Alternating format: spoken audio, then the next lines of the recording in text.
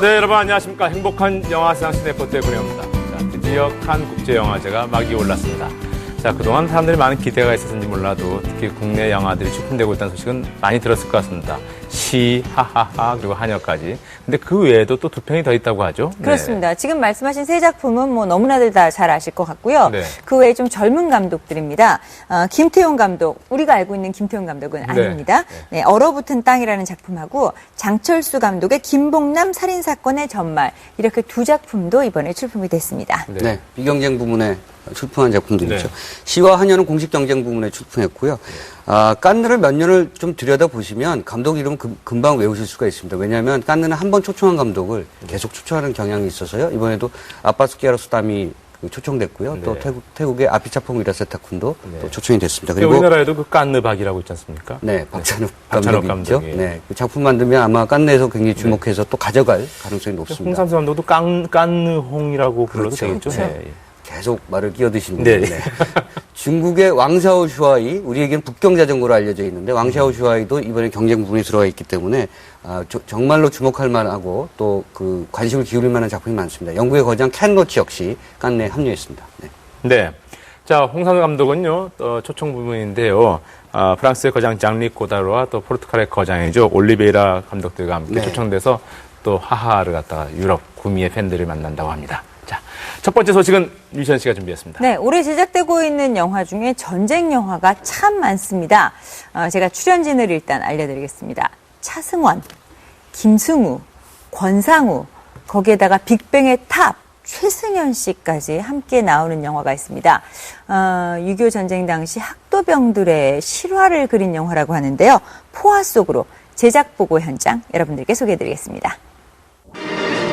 네 남자의 불꽃 튀는 카리스마 전쟁이 시작됐습니다. 좀처럼 한자리에 모이기 힘든 네 배우 김승우, 탑, 권상우, 차승원 씨가 영화 포화 속으로를 통해 만났는데요. 5개월간의 기나긴 대장정을 마치고 드디어 베일을 벗은 포화 속으로 4인 사색의 매력이 물씬 풍기는 제작 보고의 현장으로 함께 들어가 보시죠. 향해서 서주시기 바랍니다. 이번 작품에서 국군 대위 강석대 역할을 맡은 김승우입니다. 지난 겨울 동안 저희들 입장에서 최선을 다했고 이제 개봉을 앞두고 있기 때문에 저희들도 여러분들과 마찬가지로 많은 기대하고 있습니다. 이제까지 개봉했던 영화 중에 오늘이 좀 가장 떨리고 좀 설레이는 것 같습니다. 저는 이번 영화에서 국악조 역할을 맡은 권상우고요. 많은 관심 영화 개봉할 때까지 계속 가져주셨으면 좋겠습니다. 감사합니다. 네, 안녕하세요. 또 개봉합니다. 영화 포화 속으로 해서 766부대 수장 방구랑 역할을 맡은 차승원입니다. 네, 포화 속으로 해서 중대장 역할을 맡게 된 오장범이라는 캐릭터를 맡은 탑 최승현입니다. 많이 와주셔서 감사합니다. 올해는 한국전쟁 발발 60주년이 되는 해죠. 때문인지 그 어느 해보다 거대한 스케일의 전쟁 영화들이 대거 제작됐는데요. 학생의 신분으로 전쟁터에 뛰어든 71명 학도병들의 실화를 바탕으로 한 이번 영화 또한 총 113억의 제작비가 투입된 대작으로 기대를 모으고 있습니다. 네, 저는 사실 나이가 많아서 이 영화에 캐스팅이 안 될 뻔했어요. 근데 저는 이제 소년원을 가야 되는 몸인데 전쟁과 동시에 그 소년원 대신 전쟁터를 선택해서 학도병 중대 편성된 학생이고요. 굉장히 좀 학생에 대한 열망이 있는 그런 친구고 어떻게 보면 이 71명 학도병을 지휘하는 중대장 역할을 하는 승현 씨가 중대장으로서 거듭나게끔 주변에서 계속 좀 이렇게 승현 씨를 좀 더 괴롭히고 어떤 동기부여를 하는 그런 역할입니다. 처음에 권상우 씨가 캐스팅했다 그랬을 때 저랑 차승원 씨가 걱정을 많이 했습니다. 저랑 차승원 씨 쪽에 가까운 나이가 됐거든요, 벌써. 네. 근데 뭐 영화를 찍으면서 중간중간 모니터 해본 결과 얘보다 어리게 나오더라고요, 화면상에. 네. 그래서 권상우 씨가 정말 저격을 맡았구나 뭐 이런 생각이 들었고요. 권상우 씨 말대로 권상우 씨가 교복 입어서 안 된 영화가 없다고. 네. 그러네요. 네. 네네. 그래서 이번 영화도 뭐 권상우 씨의 그 에너지를 믿고 네, 저희들도 기대를 많이 하고 있습니다. 네. 제가 가장 충격을 많이 두었던 것은 저에게서 한 번도 본 적 없으셨던 그런 전혀 새로운 모습을 제 자신이 끄집어내기 위해서 굉장히 많이 고민하고 노력했던 것 같아요. 그래서 정말 이 촬영하는 반년 동안은 그 17살의 소년이라고 생각하고 생활을 했었고요. 뭐 사투리라는 게 사실 흉내내는 거잖아요. 완벽하긴 할 수 없지만 북한말에 있어서의 어떤 그 된소리와 뉘앙스를 좀 잘 살려줬으면 좋겠다고 얘기를 해서 요거 뭐 들어가기 전에 만나서 여러 번 연습하고 그랬는데 워낙 뭐 쓰던 말투가 있고 그러니까 뭐 잘 못 알아듣는 거는 이렇게 적절하게 믹스해가지고 했었죠. 네. 한마디만 해주세요, 북한말로. 네? 뭐라고요? 한마디? 네. 이렇게 모여주셔서 감사합니다. 감사합니다. 자가 와중대장을 마시니까. 가수에서 배우로의 또 다른 도전을 시작하며 스크린 데뷔를 앞둔 탑 최승현 씨와 영화 구름을 벗어난 달처럼에 이어 다시 한번 악역을 맡게 된 차승원 씨. 그리고 새 배우의 맏형 노릇을 톡톡 해냈던 김승우 씨와 뜨거운 열정으로 똘똘 뭉친 권상우 씨까지. 운동 좋아하기로 둘째가라면 서러워할 몸짱 배우들이 만났으니 촬영 현장의 모습 가히 상상이 되시나요? 차승원 선배님의 운동에 대한 열정이 얼마나 강하냐면 저도 솔직히 이렇게 귀찮아서 못하겠는데 형님은 합천에서 운동하러 대구까지 갔다고 그러세요. 정말 대단하신. 할 게 없어요, 합천에서. 운동을 좋아서 한 게 아니라 할 게 없었어요. 네. 촬영 끝나면 촬영이 한 6시 정도에 끝나면 해가 지기 때문에 특별히 어디를 가거나 뭘 하기가 그래서 어쩔 수 없이 그냥 할 수 있는 게 운동밖에 없어서 예, 그래서 간 겁니다. 네. 장성호 선배님도 그렇고 김종호 선배님도 그렇고 항상 평소에는 너무 따뜻하게 잘 챙겨주시기 때문에 평소에는 괜찮았는데 가끔씩 이렇게 무서운 모습으로 꿈에 나오시더라고요. 네. 그래서 굉장히 공포에 질려 있었습니다. 세 분이 캐스팅된 이유는 다 있어요. 근데 네. 제가 캐스팅된 이유는 그냥 얘네 셋이 싸우지 말라고 뭐 현장에서 좀 추울 때 좀 재밌게 해주라고 그래서 캐스팅된 것 같아요. 네, 그리고 저는 개인적으로 영화를 딱 보고 났을 때 나 묻어가길 잘했구나 뭐 이런 생각이 드네요. 5개월을 동고동락했던 네 배우의 열연이 무엇보다 기대되는 영화 포화 속으로 전쟁의 리얼리티와 전투의 스펙터클함을 극장에서 만끽해보셔도 좋을 것 같습니다. 저희들 처음에 생각했던 대로 뭐 영화적으로 재미있는 영화였으면 하는 바람이고요. 그리고 또 영화를 보고 나신 분들께서 뭐 어떤 의미를 찾을 수 있는 그런 좋은 영화가 됐으면 하는 바람입니다. 많이 기대해 주시고요. 휴머니즘이 가득하고 제가 저 시나리오를 보고 감히 내가 욕심을 내고 싶다라고 생각했던 만큼 그런 저같이 젊은 세대의 친구들도 이런 숭고한 희생에 대해서 다시 한번 생각할 수 있고 또 다시 기릴 수 있는 60주년을 맞이해서 유교에서 당하셨던 많은 분들한테 헌화하는 영화가 될 수도 있겠고 또 한편으로는 영화적으로 굉장한 재미를 줄 수 있는 또 영화가 될 수도 있겠고 저 개인적으로는 이런 전쟁 영화에 참여하게 돼서 좋은 배우들과 좋은 기획력 이렇게 참여하게 될 수 있는 어떤 커다란 의미를 부여하는 그런 영화일 것 같습니다. 영화는 결국에는 관객들한테 통해야 한다고 생각을 하거든요. 6월 달에는 많은 관객 여러분들과 소통이 되는 영화로서 개인적인 욕심으로 올해 정말 우리 포화 속으로가 최고봉행 영화가 됐으면 하는 욕심을 가지고 열심히 홍보하겠습니다. 60년간 잊혀졌던 역사의 한 부분을 되살려낼 영화라고 하니까요. 71명 학도병들의 슬프고도 위대한 전투를 꼭 함께 해보시기 바랍니다. Open your books to page 84. To further complicate matters, the Spartans were armed with a variety of weapons, some of them even improvised, and they would not hesitate to slaughter. 엘름 스트리트 근처의 한 고등학교. 수려한 외모에 활달한 성격을 지닌 여고생 크리스는 며칠째 꿈에서 괴상한 모습을 한 의문의 남자를 만납니다. You really shouldn't fall asleep in class.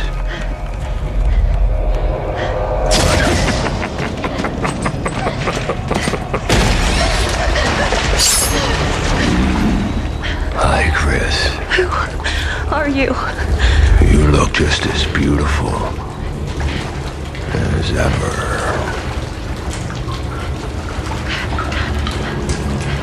You have nothing to worry about. 낡은 중절모로 불에 타 일그러진 얼굴을 반쯤 가린 채 손가락마다 칼이 달린 장갑을 끼고 크리스를 위협하는 프레디. Please tell me what's been going on. Every time I dream, I always see this man. And he's burned and melted. And he's always trying to attack me with these knives. On his fingers. What? Oh my God. We're having the same dream. Chris, it's not possible. 전 남친인 제시 또한 그의 존재를 알고 있으니 사실 그들은 밤마다 같은 꿈을 꾼 셈이죠.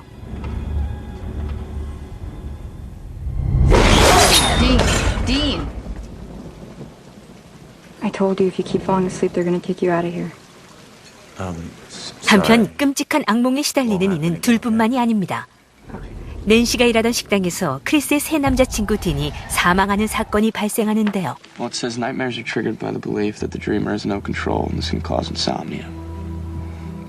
But then it says at the 70-hour mark, the insomniac will begin to experience micronaps.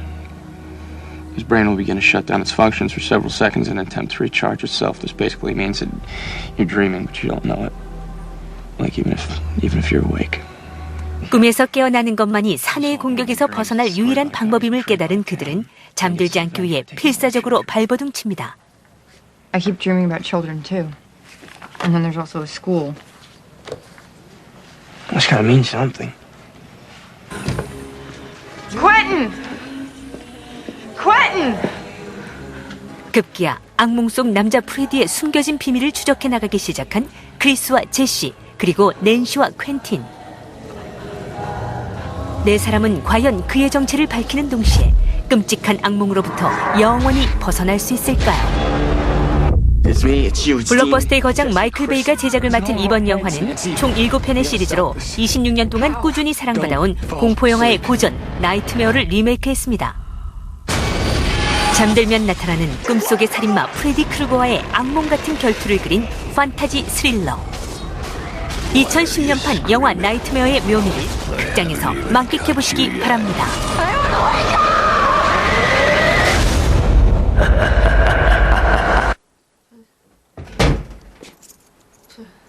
안녕하세요. 여기 사세요? 저 오늘 이사 왔어요. 커리어 우먼의 꿈을 안고 무작정 서울로 상경한 열혈 취업생 세진. 남은 거라곤 오로지 깡밖에 없는 그녀는 반지하 새방의 보금자리를 틉니다.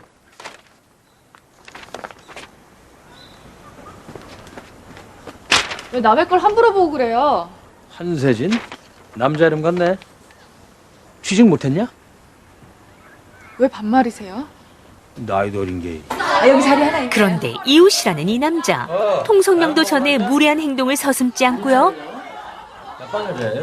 급기야 자신보다 어리다는 이유로 반말까지 하며 사사건건 심기를 건드립니다.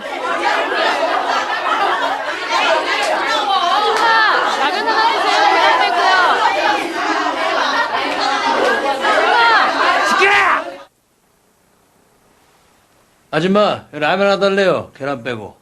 알았어요. 그의 정체에 대한 궁금증이 눈덩이처럼 불어만 가던 그때 카리스마 있게 주위를 제압하는 동철의 모습을 본 세진. 조금은 놀란 눈치죠. 어디 간 거야?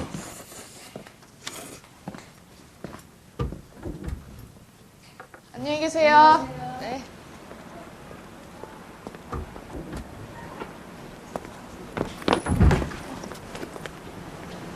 저 라면값 감사합니다. 아, 군대나. 예? 라면값 2,500원. 라면값까지 손수 계산하는 정 가득한 이웃의 모습을 보이는가 했더니 역시나 다짜고짜 세진이 먹은 라면값을 내라며 으름장을 놓습니다. 저기요. 왜? 근데 무슨 일이에요? 꼭 깡패 같아요. 나 깡패야. 첫날부터 거하게 신고식을 치르고 반지하방 이웃 생활에 돌입한 두 사람. 하지만 그들의 싸움은 좀처럼 끊이질 않는데요.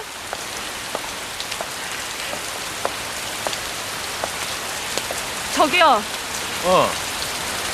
그 우산 제 거 아니에요? 말도 안 하고 남의 우산을 가져가면 어떡해요? 나 오늘 면접 보러 가야 되는데 비 맞아서 옷 다 젖어버렸잖아요. 이거 어떻게 책임질 거예요? 그랬어? 이걸 닦을래? 됐어요. 왜, 그냥 어떻게 해? 비 맞잖아. 대다 줘야지. 저 지금 늦었단 말이에요. 주먹보다 입심이 더 센 36깡패 동철은 눈 하나 깜짝하지 않고 덤벼드는 세진으로 인해 그나마 지켜오던 자존심에 큰 상처를 입고요. 한세진 씨 노래 잘해요? 예? 손담비의 토요일 밤에 알아요? 토요일 밤에요. 예. 이거. 예, 압니다. 한번 해봐요. 춤추면서. 떠나간 화려한 스펙도 든든한 백도 하나 없는 세진은 하루가 멀다 하고 불합격의 고배를 마시는 통에 사는 것이 영 괴롭기만 합니다. 그대.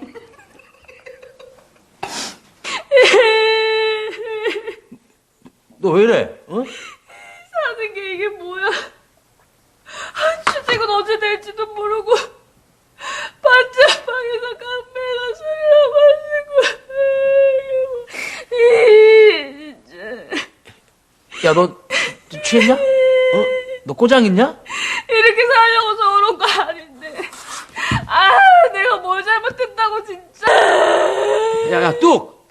뚝! 그렇게 벽 하나를 사이에 두고 이웃이 된 두 남녀는 단순 세입자들의 관계를 넘어서 조금씩 가까워지기 시작하는데요. 삼류 루저 깡패와 열혈 취업생이 이웃으로 만나 벌어지는 일들을 그린 이번 영화는 드라마와 코미디 사이를 오가며 사이로부터 소외된 이들의 삶을 적나라하게 보여주고 있습니다. 진짜 깡패 맞아요? 몸에 꼭 맞는 옷을 입은 듯 사실적인 연기를 선보인 배우 박중훈과 풋풋한 매력을 지닌 정유미의 찰떡 호흡이 빛나는 영화. 로맨틱 혈투극 내 깡패 같은 애인이 곧 여러분 곁을 찾아갑니다.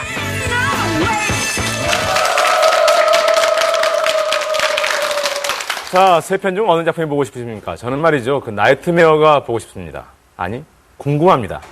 나이트메어가 나온 게 84년인데요. 그 사이에 7편의 작품이 리메이크 됐고요. 이제 그만할 때가 됐는데 마이클 베이 감독이 제작을 맡았다고 하니 더욱더 궁금해지죠. 네. 그 다음에 한국 영화는 제목이 내 애인은 깡패가 아니라 내 깡패 같은 애인입니다. 네. 박중훈 씨하고 정유미 씨가 함께 나오는데요. 박중훈 씨 그 2,500원 받으려고 쭈그리고 앉아서 담배를 피고 있는 장면이나 정유미 씨 그 면접 보러 가서 토요일 밤에 부르는 장면을 보니까 왠지 기대가 되는 작품인데요. 김광식 감독의 데뷔작이라고 합니다. 네, 김광식 감독 시나리오 작가 출신이고요. 황인래 감독의 돌아온 일지매 같은 드라마도 썼습니다. 그리고 곽정택 감독의 억수탕, 초기작이죠. 이 시나리오 썼기 때문에 사실은 영화계에서 오래된 인물이죠.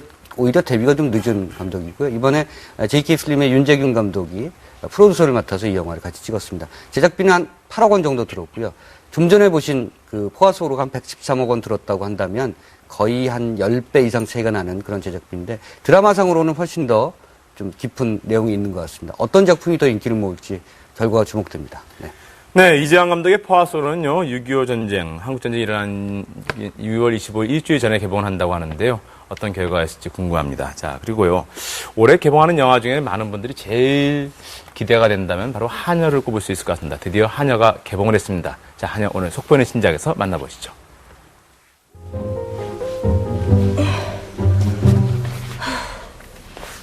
자세한 얘기는 아줌마랑 다 하신 거죠? 저도 아줌마만 믿고 드리는 거예요. 잘 부탁해요. 천만의 말씀 제가 잘 부탁드리겠습니다. 은희는 이혼한 네, 후 진짜 친구와 무섭다. 함께 살면서 식당 아르바이트로 근근히 살아가고 있었습니다. 얘기 들어있어서 그래요. 그러던 중 최상류층 저택에서 여집사로 일하는 병식의 소개를 받고 그 집에 하녀로 들어가게 됩니다. 이댁 식구들한테 딴 옷 입은 모습은 절대 보이지 마. 저택엔 쌍둥이를 임신한 헤라와 그녀의 남편, 그리고 6살 배기 어린 딸이 살고 있습니다. 거기 빨래통지 보세요. 우아하고 세련돼 보이는 여주인 헤라는 이유는 알 수 없지만 새로운 젊은 하녀 은희를 주시하는 것만 같습니다. 부부의 딸인 나미는 나이답지 않게 의젓하고 친절한 말투를 가지고 있습니다. 저 혼자 할래요. 그래? 그럼 필요하면 불러. 네. 다 들까? 네.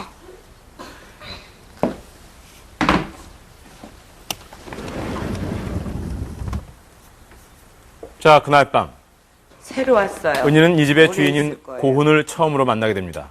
이은희 아줌마. 그녀는 자신이 보아온 남자 중에 가장 예의 바르고 친절한 남자를 만난 것 같았습니다. 아줌마 얘기는 없어요? 앉으세요, 이쪽으로.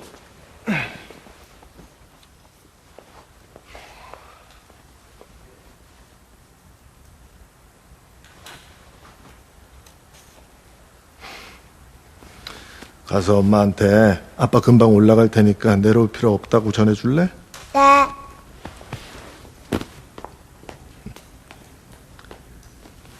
고은입니다. 남의 아버지죠. 이은이라고 해요. 뭐 특별하게 할 얘기가 있어서 그러는 건 아니고요.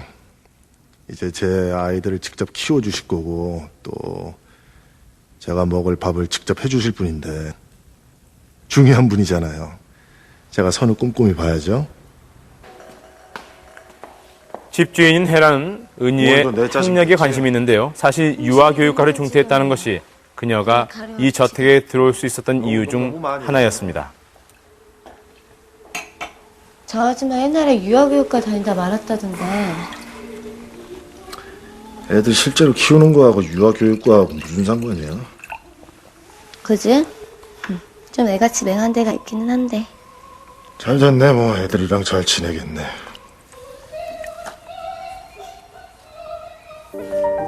아침이 되면 저택은 아름다운 피아노 선율로 가득 찹니다. 은근히 마음이 설레는 은희. 근사한 피아노 연주의 주인공은 주인집 남자 훈이었습니다.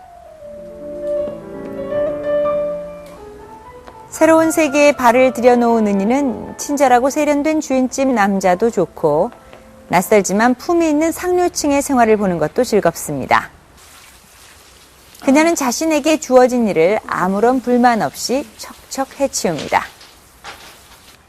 마셔보고 더 원하면 집에 한번 들러라 이건데. 마셔봐. 좋아. 그날 저녁, 훈이는 욕실을 청소하고 있는 은희의 모습을 보고 묘한 충동을 느낍니다. 주인집 남자의 알듯 모를 듯한 은밀한 시선을 고스란히 받은 은희. 훈이는 어떤 생각을 하고 있는 걸까요?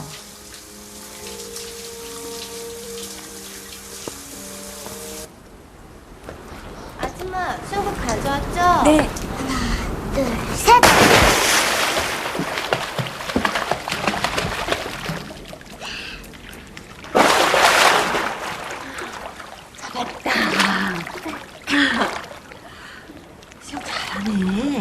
네, 지금 이 주인집 가족은 한적한 곳에 마련된 별장으로 여행 중입니다.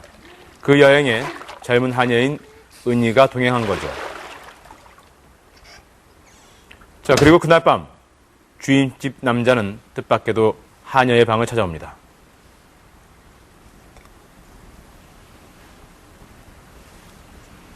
다 마셔요.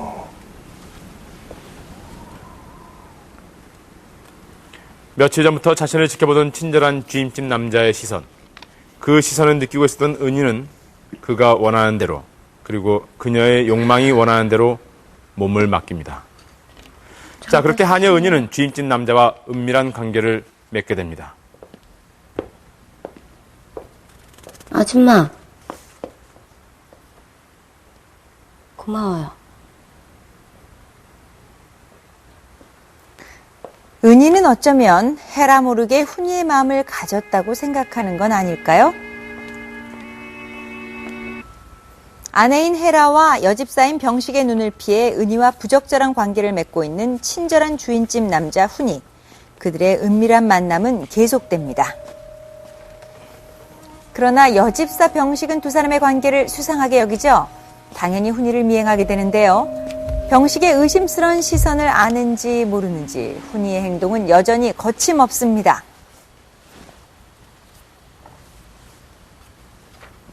많이 피곤하시구나. 괜찮아요.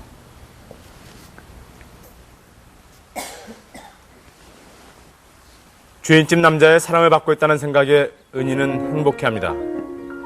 자, 하지만 친절한 주인 훈이의 마음은 어떨까요? 어느 날 아침 주인집 남자의 부름을 받고 다가간 은희.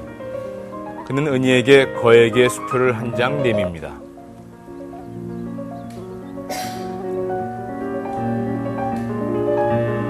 집어넣으세요.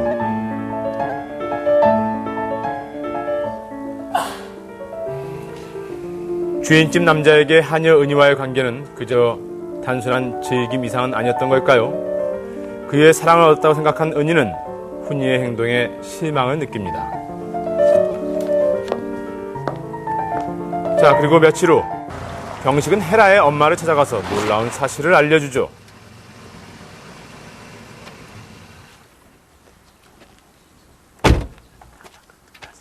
라면을 먹으면서도 김치 한 보색을 다 비우는 옆했는데 김치 한 오렉이 입에 안 되더라고요. 냉장고 열면서도 비우상해 하고 젖도 좀 불었어요. 당신 눈썰미야 내가 알지. 그래서 넌지시 떠봤는데 남자는 없더라고요. 제 눈엔 확실해 보였어요. 둔하달까 맹하달까 멍충이는 아닌 것 같은데 딴 생각이 없어요. 맘씨 좋고. 백치 같은 년. 은희 자신은 깨닫지 못하고 있지만 아마도 임신을 한 것 같은데요. 바로 그날 헤라의 엄마는 딸의 집으로 찾아옵니다. 내 청소라고 사람 불러서 소란 떨고 왜 그래? 그냥 평소부터 하나씩 차근차근 시켜. 어차피 쌍둥이 나올 때까지 노는 옆에 있는 애들. 어머나. 알았어요. 그리고 은희가 올라가 있는 사다리를 의도적으로 밀어버립니다. 은희의 임신 사실을 알고 유산시키려는 거죠. 사모님, 저 다리 좀 잡아주세요. 할머니 빨리. 나미야, 너도 가만히 있어. 지나치게 친절한 주인을 만난 하녀 은희. 앞으로 그녀의 운명은 어떻게 될까요? 지금까지 속보이는 신작이었습니다.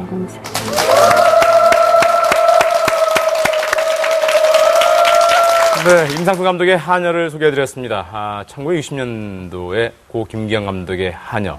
이 작품이 50년 만에 리메이크 됐습니다. 김기영 감독의 하녀는 그야말로 한국에서 에로틱 스릴러로서 최고라고 뽑힌 작품인데요.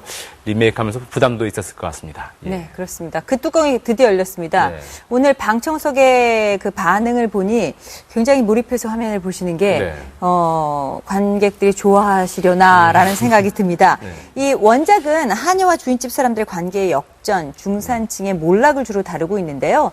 임상수 감독의 하녀는 조금은 다른 하녀인 것 같습니다. 네. 네. 김정은 감독의 하녀하고 좀 디테일한 측면에서 내용이 좀 다르죠. 네네.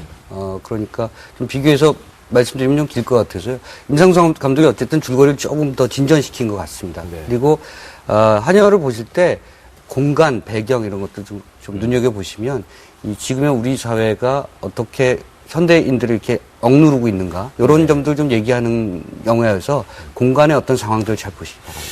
이 영화가요, 만약에 한국 중년 여성들에게 다가갈 수 있다면 제2의 새끼가 되지 않을까라는 그런 생각도 해보는데 어떻습니까? 그와는 조금 다른 그럴까요? 그런 작품이라면 약간 좀 블랙 코미디 쪽이라고 해야 될까요? 그럴까요? 그런 쪽인 것 같은데. 블랙 코미디 뭐 이견들이 있으시겠습니다만 블랙 코미디라고 느끼신 건 임상수 감독이 워낙 조금 좀 시니컬하죠. 네. 그 대사도 그렇고 또 캐릭터를 그리는 것도 그렇고요. 임상수 감독이 세상을 보는 시선 자체가 좀 조롱하는 듯한 좀 거리를 두고 이런 느낌이어서 아마 그런 블랙 코미디의 어떤 느낌도 있습니다. 그거보다는 조금 더 깊은 내면의 목소리가 좀 있다는 것을 좀 생각해 보시면 좋을 것 같습니다. 네, 늘 걸작을 리메이크한다는 것은 어려운 일인 것 같습니다. 너무 비슷하게 해도 따라간다고 욕을 먹고 또 너무 빗나가도 욕을 먹는 게 리메이크인데요. 자, 한여 어떤 평가가 있을지 궁금합니다. 자, 다음 소식은 오동희 씨가 준비했습니다. 네, 요즘 극장가 활기차 보입니다. 그러나 늘 그랬듯이 작은 영화에 대한 관심은 그다지 높은 것 같지 않고 오히려 점점 더 외면받는 것 같습니다.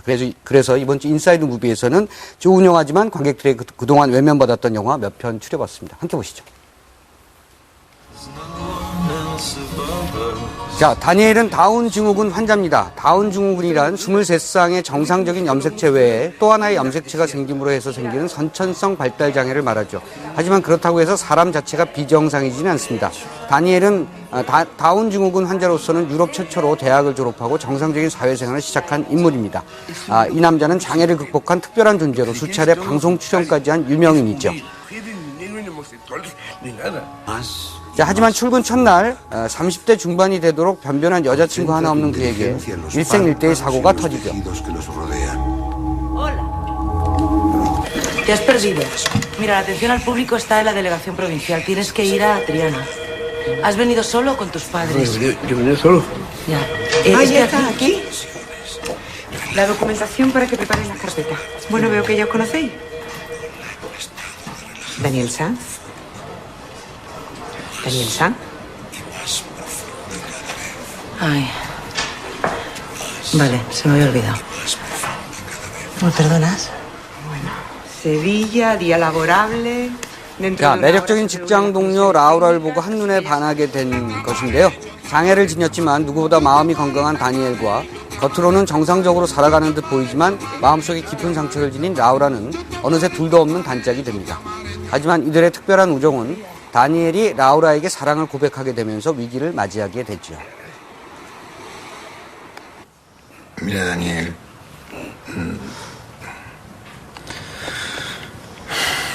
Ninguna mujer con 46 cromosomas se va a enamorar de ti. Y tú no paras de fijarte en mujeres así, ¿cómo no vas a sufrir? Enamórate de mujeres a tu alcance, hombre.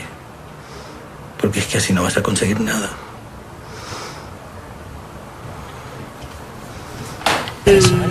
자, 다니엘은 처음으로 자신이 정상이 아니라는 점에 좌절합니다. 라우라는 라우라대로 소중한 친구를 잃었다는 생각에 가슴 아파하죠. 자, 영화는 정상과 비정상, 친구와 연인, 우정과 사랑이란 중층적 주제를 가지고 얘기하기 시작합니다. 자, 우리는 과연 정상일까요? 정상이라는 것은 또 과연 무엇일까요? 삶의 모든 것은 태도가 결정하기 마련입니다. 정상이더라도 정상이고자 하는 마음이 없다면 정상이 아니겠죠. 자, 영화 미투는 영화를 보는 관객 당신들처럼 자신도 정상이라는 다니엘의 마음을 전하고 있는 작품입니다. 음악 얼마나 했냐고요? 한 30년 정도 했죠. 4살부터 한 거죠. 4살 때 재롱 파트를 맡았습니다. 자, 반드시 크게 들을 것은 솔직히 방송용으로 소개하기에 적합한 영화는 아닙니다. 장르는 음악 다큐멘터리죠. 그러나 그 어떤 18세 이상 관람가의 영화들보다도 더욱 욕이 많이 나오는 작품이기도 합니다. 한마디로 거친 럭큰롤 다큐 영화죠. 뜬금없이 생뚱맞게 인천 부평의 모텔촌 안에 라이브 클럽을 오픈한다. 그 당시에 자, 90년대 크라잉넛, 노브레인과 함께 펑크 레이블 문화사기단의 중심 인물로 인디계를 누렸던 리규영은 애인의 임신 때문에 인천으로 낙향합니다. 하지만 락커의 근성은 어쩔 수가 없죠. 부평의 허름한 모텔촌에 뜬금없이 라이브 클럽이자 인디 레이블인 루비 살롱을 설립합니다. 모텔에서 나오는 길이었죠. 하지만 그가 정말 정기일을 해야 할 정도로 루비 살롱엔 관객이 없었다. 자, 문제는 평균 관객이 7명뿐이라는 것이죠. 그러던 중에 락큰롤의 복음을 전파하기 위해 우주에서 왔다고 주장하는 밴드 갤럭시 익스프레스와 홍대 클럽의 전설적 막장 밴드 타바코 주스가 루비살롱 레이블에 합류하면서 리규영의 삶은 폭발합니다. 자, 도대체 락은 무엇일까요? 예술일까요? 아니면 그저 살아가는 데 있어서 한 방편에 불과한 것일까요? 사람들, 특히 젊은이들은 왜 이렇게 락 음악에 미치는 것일까요? 미친 듯이 사는 인생이란 무엇이고 또 어떤 의미가 있는 것일까요? 이 영화를 보면서 딱 한 가지 유의하실 점이 있다면 반드시 귀를 열고 크게 들어야 한다는 것입니다.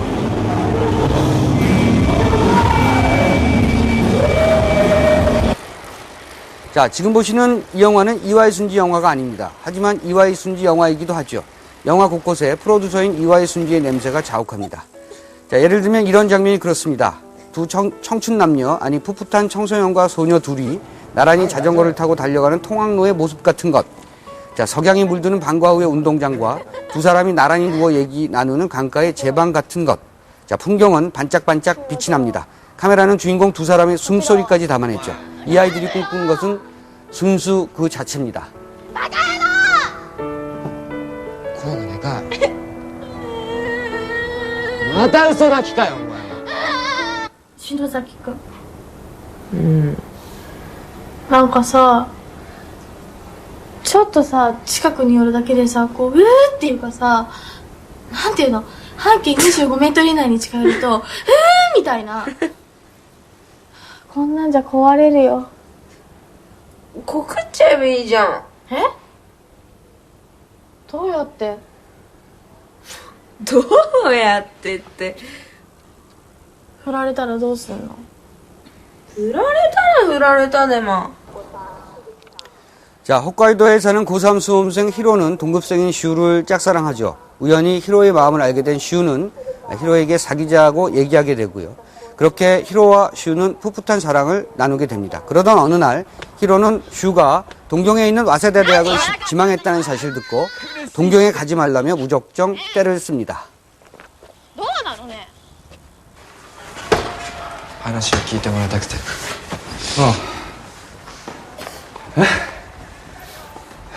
その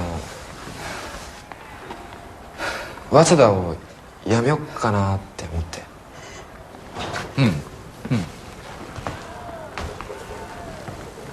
なんでこの地元が好きっていうのもあるんですけど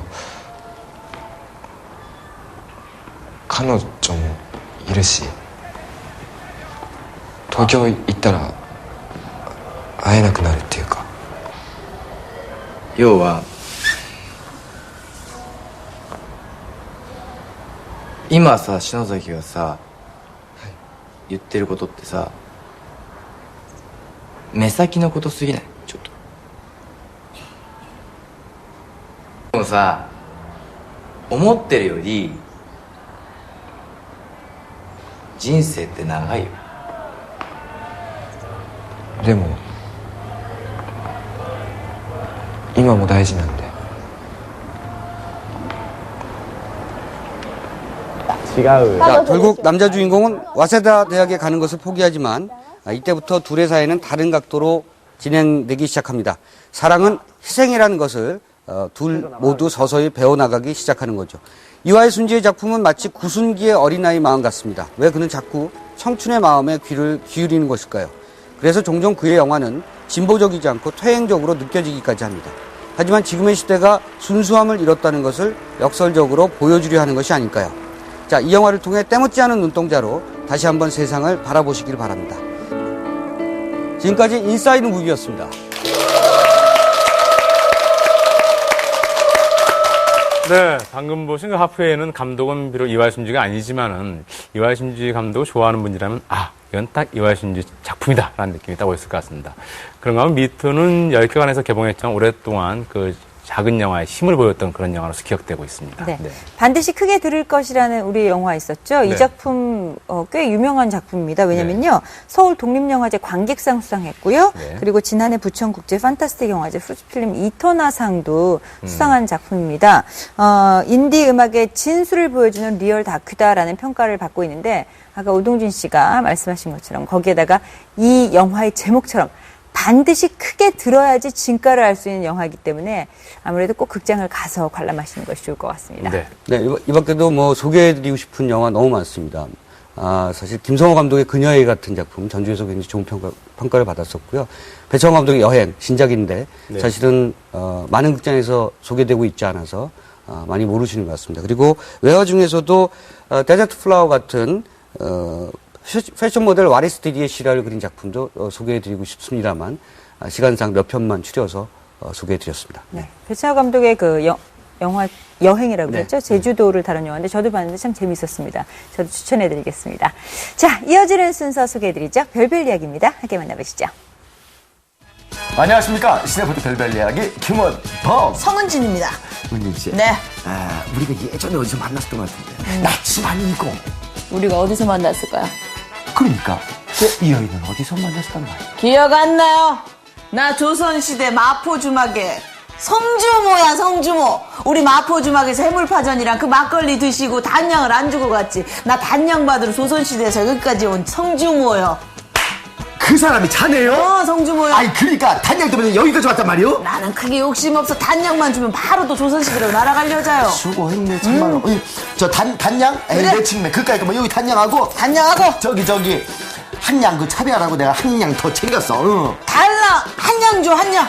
아유, 조선시대로 그렇게 짜게 굴더니 지금도 여전히 짜네. 아유, 나 조선시대로 다시 갑니다. 가. 챙겨줘도 난리여. 괜히 챙겨줬어 그냥. 아이고 독한 여자지. 우리 같은 사람들이 영화 속에 말이지 또 있다고 하는데 과거에서 현재로 온 사람들 말이지. 한번 볼텨? 네 이놈! 감히 스승을 해하고 피리를 훔쳐. 500년은 가둬놔야 정신을 차리겠구만. 무슨 소리이신지. 스승님을 해하다니. 저 봐. 내 저렇게 말할 거라고 했지. 족쇄도 치웠으니 집어넣읍시다. 아니 이게 어떻게 된 일이오? 스승님이 사우나라도 가셨나? 그게 아니라 전우치 강동원이 신묘한 피리를 가지고 있다는 이유 때문에 신선 3인방과 화담 김윤석의 공격을 받고 있는 것이죠. 그래서 그 벌로 그림족자에 갇히게 되는 것인데 그로부터 500년 후 근데 요괴가 2명이라면서요? 맞아. 활개치고 다니다가 다른 사람 몸속으로 들어갔지. 찾았다는 얘기는 내가 안 했나? 어우 세상에 사라진 줄 알았던 요괴들도 깨어나고 말았네요. 자 이럴 때 필요한 게 누구? 바로 도사 전우치 즉 강동원입니다. 많이 받아라 그래서 정말 오랜만에 무려 500년 만에 저주에서 깨어나셨는데 괜찮습니까? 전우치 처사 500년 만에 깨어나서 정신이 없으시겠지만 저희를 알아보시겠습니까?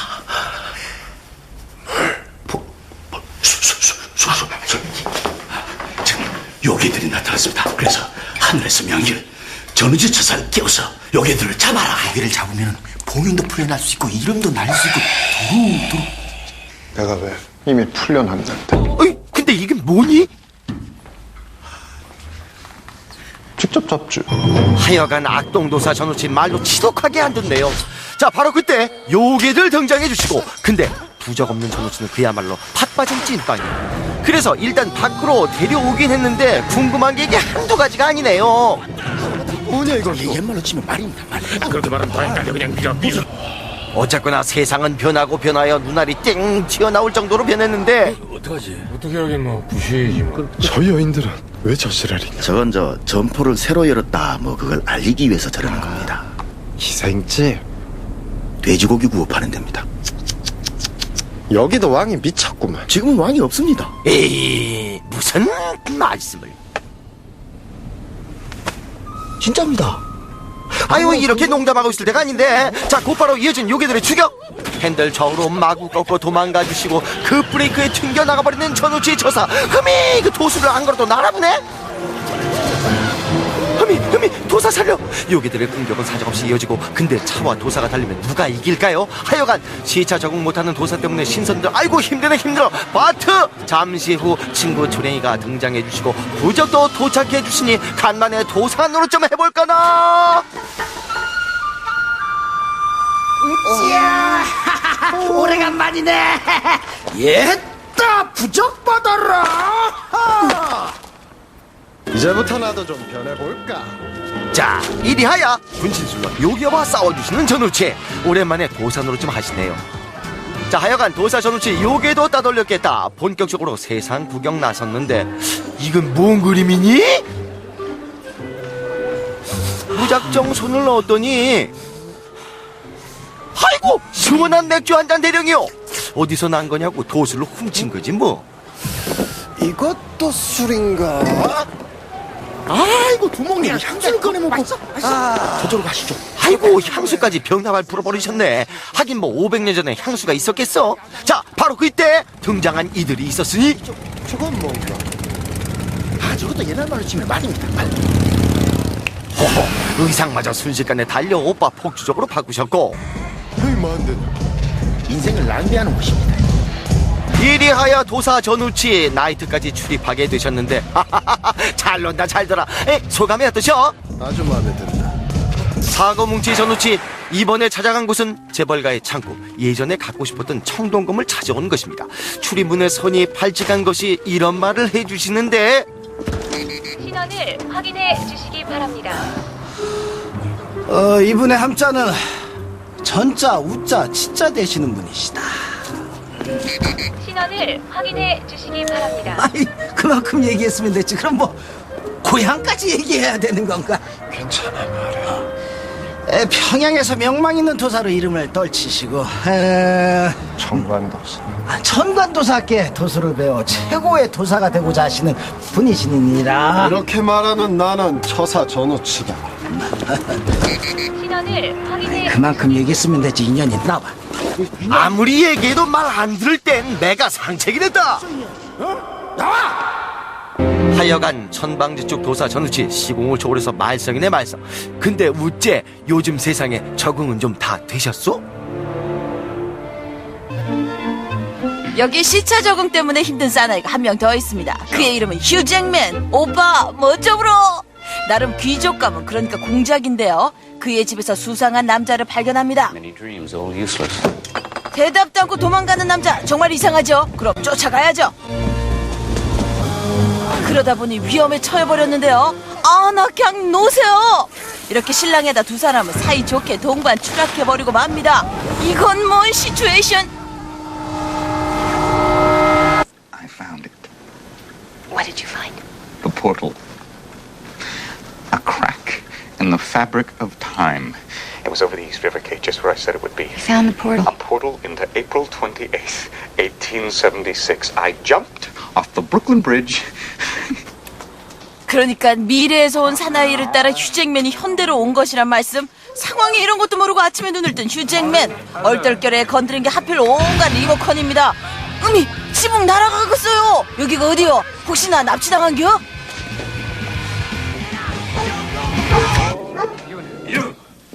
It's okay. Where am I? Well, there's not an easy explanation for that. If it's a ransom you seek, you're a scientist. You invented the 그게 elevator. 지금이 21세기라고. 그걸 믿으라고. 방금 못 믿지. You haven't actually 게다가 gone. 이 여자는 또 You're still in 뭐요? New York. 게다가 줄줄이 뱉어내는 말이. I'm having trouble with my G5. How much RAM do I need to properly run OS 9.6? Clearly, the Mac Expo is out. So you must be a man out of time. 시방 그것이 진정 지구의 말이란 말인가? This is madness. This is madness. Who was that? 하여간 주인이 외출한 틈을 타서 공장님의 21세기 탐구 생활이 시작됐으니 이건 어디 쓰는 물건인고 흔들어서 어떡하라고. 공장님 앞에 펼쳐진 세상은 그야말로 요지경입니다. 어쩌다 보니 외출까지 하게 됐는데요. 싱싱 달리는 저것은 무엇이냐. 고풍스러운 의상 때문에 가는 곳마다 시선 집중. 사람들이 보거나 말거나 판타스틱한 21세기의 간이 벌렁벌렁 하십니다. 그러다가 공장님이 도저히 이해할 수 없는 상황을 만납니다. 바로 이런 경우죠. I beg your pardon. I'm suggesting you pick the poop up and throw it away now. I refuse. Respectfully. 당연히 벌금이지. 그의 정체를 알 수 없는 경찰이 이름을 묻습니다. Leopold, Alexis, Elijah, Walker, Thomas, Garrett, Mountbatten. 이게 미친나 뭐라 70불이 쌌노? 결론은 벌금을 내야 한다는 말씀. Have a nice day. 그러나 시차 적응한데 공장님도 가끔 쓸모가 있습니다. 가방을 날치기 당한 맥라이언. 저놈은 취미가 마라톤이요. 달아나는 남자를 잡을 재간이 없습니다. 바로 그때 등장한 백마탄 왕자님, 아니 백마탄 공장님 등장.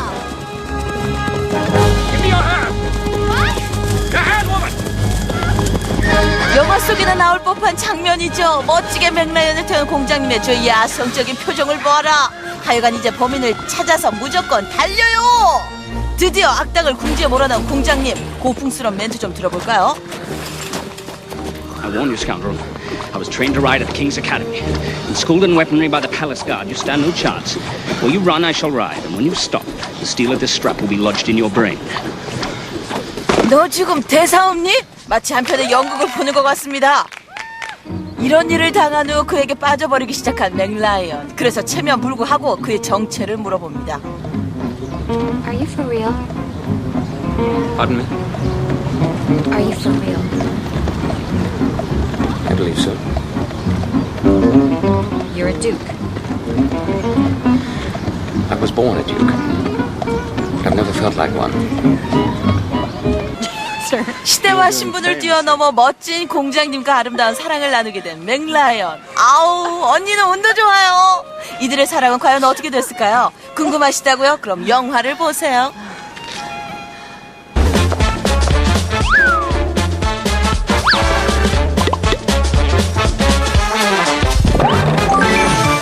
사실 제 생각엔 몰라야 더 보이는데.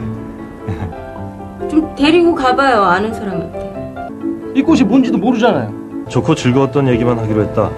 한 토막에 한 모금씩. 저건 내 얘기고 내 주변에 누군가의 얘기고 그런 공감해서 웃음이 나왔던 것 같아요. 관객들한테 그래도 조금 더 친근하게 다가간 영화가 아닐까 싶습니다. 하하하 별점 4.5점. 문소리 씨가 이렇게 애교 있으면서 약간 사투리 섞인 그런 목소리나 그런 캐릭터가 재밌었던 것 같아요. 하하 별점 4점. 기존작들에 비해서는 조금 더 유머러스한 것 같아요. 하하하. 네, 많이 웃었던 영화인 것 같습니다. 하하하 별점 5점. 별점 4.5점. 별점 4점. 영화 하하하 별점 4.5점.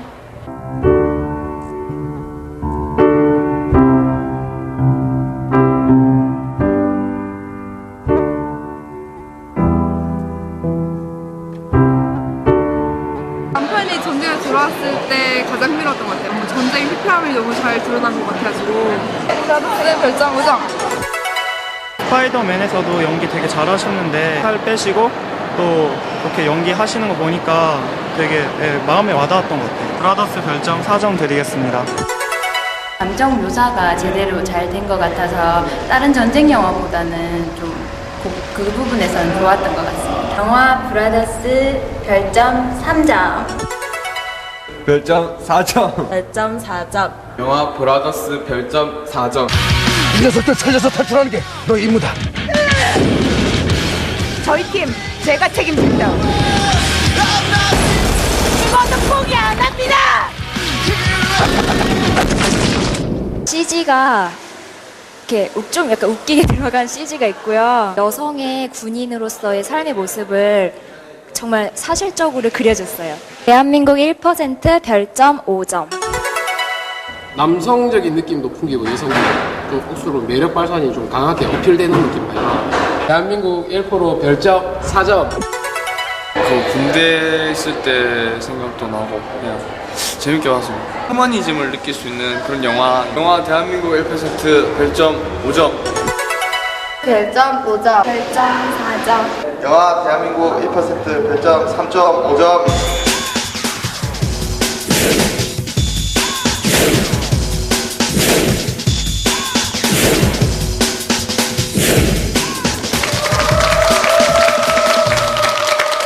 네. 자, 1위를 제외하고는 상위 5위까지 다 한국 영화입니다. 네. 자, 아이언맨2가요, 340만 명을 돌파했습니다. 2주차에. 대단합니다. 하지만 입소문은 썩 좋지가 않았던 것 같습니다. 네. 오늘, 근데 저희가 입소문한 영화들은요, 하하 브라더스 대한민국을 보면서 다 반응이 좋은 편입니다. 특히나 홍상수 감독의 하하 같은 경우는 보신 관객분들 다 하하하하 하고 나오시는 것 같아요. 말이에요. 네. 오랜만에 정말 대중적인 영화를 만든 것 같습니다. 저는 김쉐리단 감독의 브라더스 추천해드리고 싶습니다. 여기 나왔던 토비 맥가이어를 포함해서 제이크 질렌할, 그리고 샘 셰퍼드, 너무나 연기들을 출중하게 하는 배우들이고요. 지금의 이라크전 또 미국 사회의 어떤 그런 문제점들을 좀 보여줄 수 있는 영화여서 여러분들께 꼭 한번 추천해드리고 싶습니다. 네. 자, 지금 극장에 가시면요, 지난 13일에 시작된 칸 영화제에 출품된 한국 영화들을 만날 수 있습니다. 하녀, 시, 하하하. 자, 이 세 작품을 통해서 지금 해외에서 주목받고 있는 우리 작품, 또 우리 한국 영화를 한번 확인해 보시기 바랍니다. 자, 즐거운 한 주 보내시고요. 저희는 다음 주에 인사드리도록 하겠습니다. 고맙습니다.